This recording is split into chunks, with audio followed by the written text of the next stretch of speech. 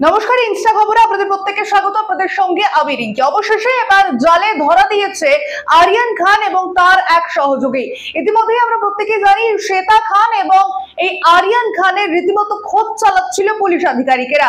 পানিহাটি থেকে এক তরুণীকে রীতিমতো চাকরির টোপ দিয়ে তাকে বাড়িতে এনে নির্যাতন করার মতো দুঃসাহসিক অপরাধ করেছিল এই মা আর ছেলের জুটি, অর্থাৎ শ্বেতা খান এবং আরিয়ান খান।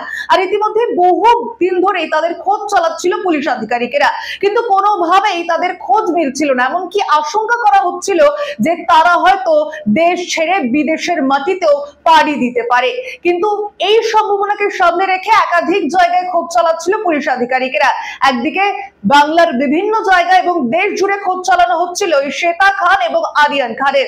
অন্যদিকে তাদের বিদেশে চলে যাওয়ার সম্ভাবনাকেও কোনোভাবেই এড়িয়ে যাচ্ছিল না পুলিশ আধিকারিকেরা। এবং অবশেষে এই মুহূর্তে যে বড় খবর উঠে আসছে সামনে, সেখানে জানা যাচ্ছে এখনো পর্যন্ত শ্বেতা খানকে খুঁজে পাওয়া যায়নি। তবে অন্যদিকে পুলিশের জালে এখন রয়েছে আরিয়ান খান এবং তার এক সহযোগী জয়াও। ইতিমধ্যে যে ভয়াবহ ছবি আমরা দেখেছি, সেখানে জানা গিয়েছিল এই শ্বেতা খান এবং তার ছেলে আরিয়ান খান, অর্থাৎ মা ও ছেলের একেবারে তৃণমূল ঘনিষ্ঠ এবং তৃণমূলের তাবর তাবর নেতাদের সঙ্গে ওঠা বসা ছিল এই মায়ের, অর্থাৎ শ্বেতা খানের, যার ডাকনাম ছিল আবার ফুলটুসি।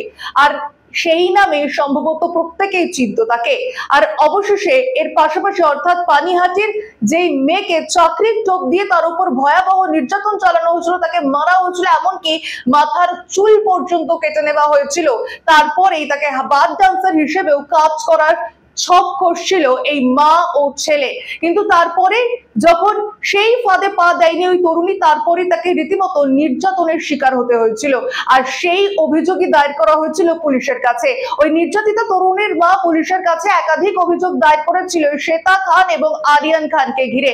আর তারপরে রীতিমতো এই তদন্ত প্রক্রিয়া শুরু হয় এবং তারপর রীতিমতো একের পর এক পর্দা ফাঁস হতে থাকে এই মা ও ছেলের। বিভিন্ন বেআইনি কারবারের সাথে যুক্ত ছিল শ্বেতা খান এবং ছেলে আরিয়ান খান, এবং একই সঙ্গে দেহ ব্যবসা এবং বেআইনি ভাবে পর্নোগ্রাফি ব্যবসার সঙ্গেও যুক্ত ছিল এই শ্বেতা খান এবং তার ছেলে আরিয়ান খান। এবং বিভিন্ন রকম এরকম বেআইনি কাজবাজ করতো তারা।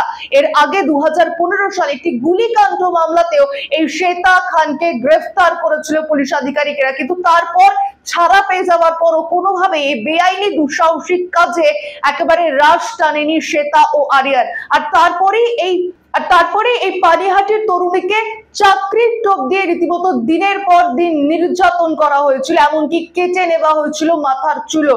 ইতিমধ্যে সেই চুল ফরেন্সিক টিমের কাছে পাঠানো হয়েছে এবং রীতিমতো পরীক্ষা করে দেখা হচ্ছে সেই চুল ওই নির্যাতিত তরুণীর নাকি।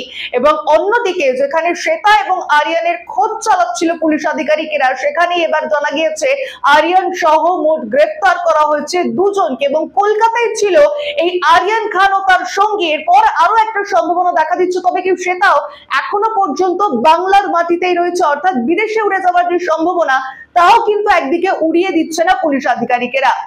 তবে অন্যদিকে যেখানে গল্ফ গ্রিন এলাকা, যাদবপুর এর কাছাকাছি ওই গল্ফ গ্রিন এলাকা থেকে রীতিমতো এবার গ্রেফতার করা হয়েছে আরিয়ান খান এবং তার সঙ্গী জয়াকে। ইতিমধ্যে দুজনেই পুলিশের জালে রয়েছে। এবং অন্যদিকে খোঁজ চালানো হচ্ছে শ্বেতা খানের। কোথায় রয়েছে শ্বেতা খান সেই নিয়েও একইভাবে প্রশ্ন উঠছে। এবং রীতিমতো গ্রেফতারের পর আরিয়ান এবং জয়াকে একাধিক প্রশ্নের সম্মুখীন হতে হবে।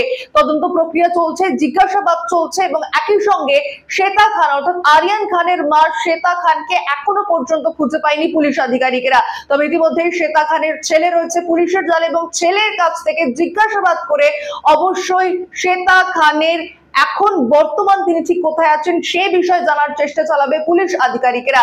এবং একই সঙ্গে নির্যাতিতা তরুণীর ওপর কিভাবে তারা হামলা চালিয়েছিল এবং একইভাবে তাকে নির্যাতন করেছিল সেই বিভিন্ন বিষয় তদন্ত শুরু করে দিয়েছে পুলিশ আধিকারিকেরা। ইতিমধ্যে পুলিশের জালে এখন আরিয়ান এবং জয়া। অন্যদিকে খোঁজ চালানো হচ্ছে শ্বেতা খান ওরফে ফুলটুসির। বিদেশের মাটিতে সে উড়ে যেতে পারে সেই সম্ভাবনা কোনোভাবে উড়িয়ে দিচ্ছে না পুলিশ আধিকারিকেরা। তবে বর্তমানে বাংলার মাটিতেই কি লুকিয়ে রয়েছে এই শ্বেতা খান, নাকি বড় কোনো হাত রয়েছে তার মাথার নিচে, সেই বিষয়গুলিও একইভাবে তদন্তের আওতায় পড়ছে পুলিশ আধিকারিকদের। এবং এই তদন্ত প্রক্রিয়া ঠিক কোন দিকে এগোচ্ছে সেদিকে অবশ্যই আমরা নজর রাখছি। আপনারা নজর রাখুন ইনস্টা খবরে।